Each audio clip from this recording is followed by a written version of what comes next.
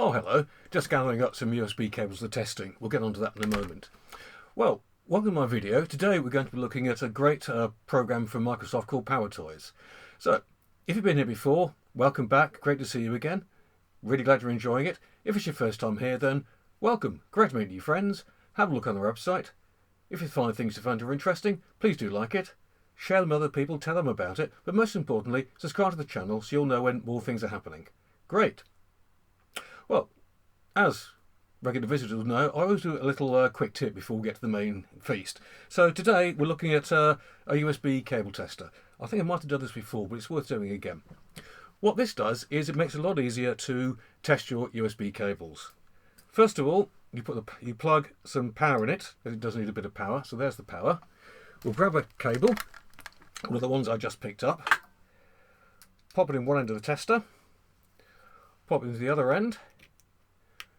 And you can see, oh, a bit bright, isn't it? You can see that 4 lights are lit up. That means that this cable is transmitting both power and also data. So that's a fully working cable. Really good. So, picked up this other one. Plug this in. And here we go. See what this one tells us. There's only 2 lights on here. And that means that this one is only transmitting power, but not transmitting any data. So, okay for charging, but if you want to use it to transmit stuff to other devices, then it's not really going to work. And using this saves a lot of time. It's a lot less frustrating than testing this, testing that, going and get another cable and things like that. Really quite cheap and saved me a lot of time. Great. Well, as I said, today we're going to be looking at a great free program called PowerToys from Microsoft that makes using your Windows computer a lot easier. So let's get started.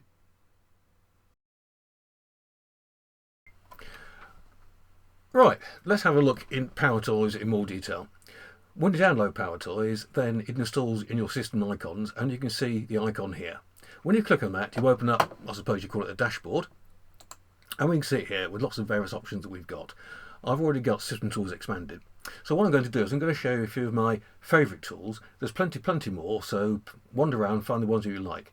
Now most of them run from a key combination, as you can see here, and these you can vary as you want. They come with the recommended ones, but you can personalise them. So I'm not going to tell you my key combinations because you might use your own. But anyway, let's get started. The first one I like is called Text Extractor. Now, if we go to a website, a lot of times you can't actually highlight the text and get the text out. And Text Extractor really is a very easy to use, quick OCR for the screen. So if I start it up with my key combination, I then select what I'm looking for, let go, and it's copied to the clipboard. Let's bring a word processor down and we'll paste it in. And you can see it's done pretty well. Actually, that's not the best I've ever seen, but you get the principle. It works quite well. Let's try something else. Let's try this one. See if we get more luck with this. Yeah, up we go. And yeah, there you go. Showed it worked. Right. Good, that's a relief. Okay, we'll get rid of that.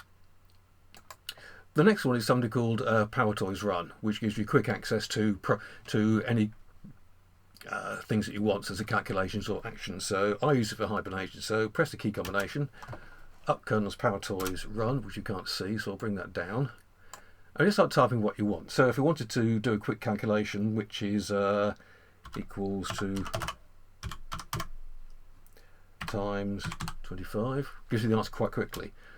I use it for hibernating the computer, so HIB, just click hibernate. What it does is it remembers what you typed in there for last time, so next time I bring it up you'll actually see hibernate, and it's a quick way to close the computer down or whatever you want. So neat little thing that I find.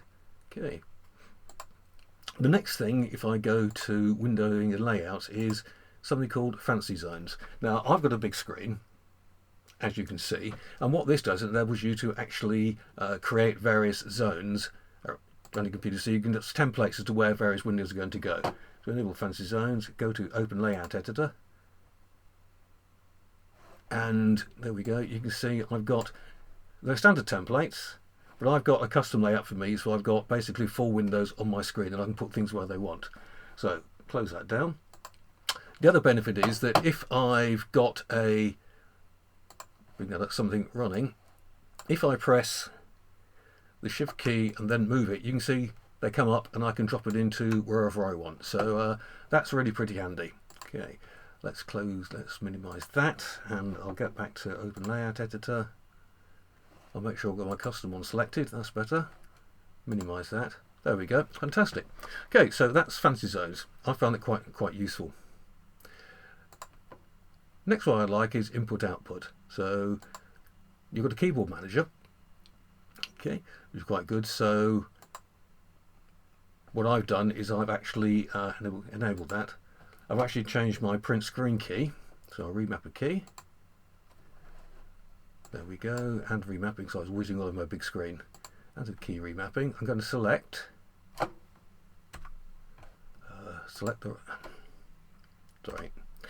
the right key. This is me getting fingers and thumbs.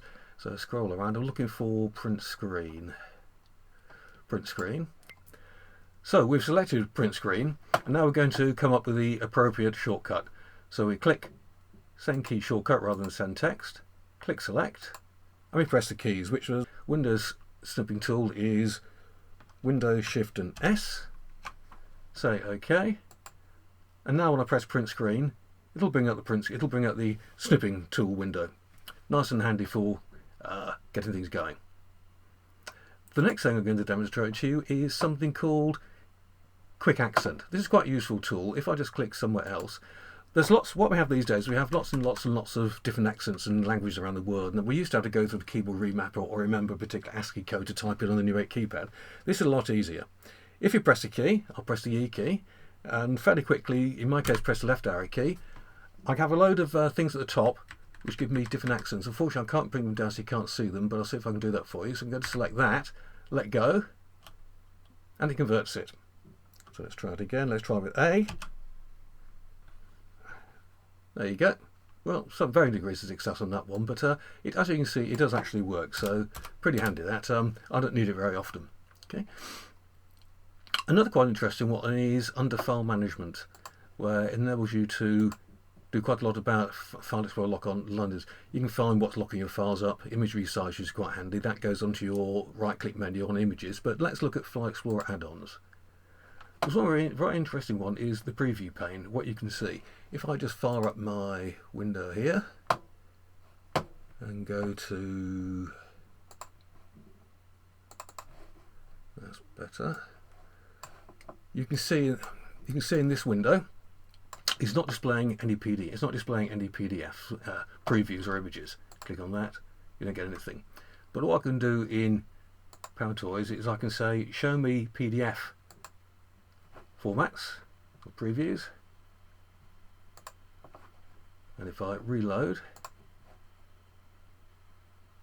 it will gradually bring the PDFs in. Go back to here. Also go down to thumbnail icon preview. Go into thumbnail preview, you can click on PDFs, go back to the window we were looking at,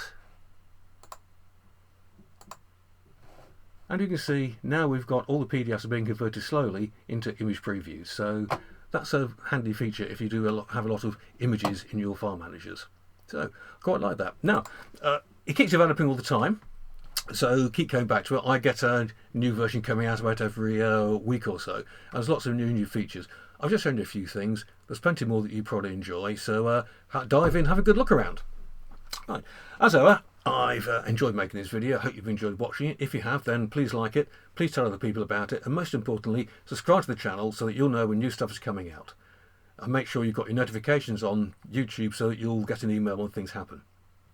And if there's anything you want me to do a video on, because I'm always interested in helping getting other ideas, just pop something in the comments below and I'll see what I can do for you. Great. Bye.